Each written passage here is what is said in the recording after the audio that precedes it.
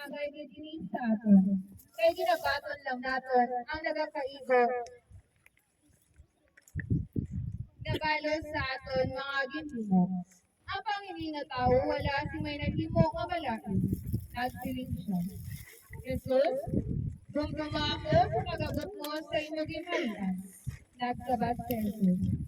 Sa pagkamatuod, nagasiling ako sa imo. Karon nga daw, mag-aubos ka sa akon sa paraiso. Ang pulong sa Panginoon. Salamat sa Diyos. Pamalato. Naabala nga perminaton ginapasukan nga matabunan sang isa ka sala ang napulo ka maayo nga hinimuan kag ginakalista na lang ang mga kayuhan.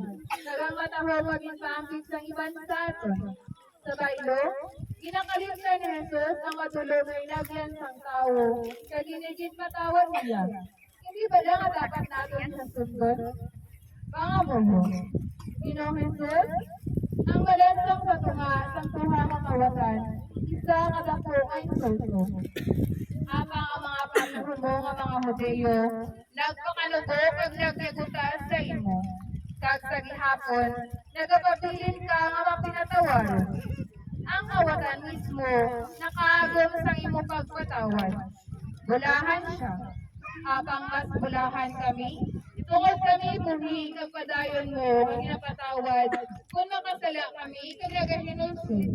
Luyag mo nga maging kaupon mo kami sa paraiso. Amay namon yara ka sa langit pagdayaw ng imong ngalan.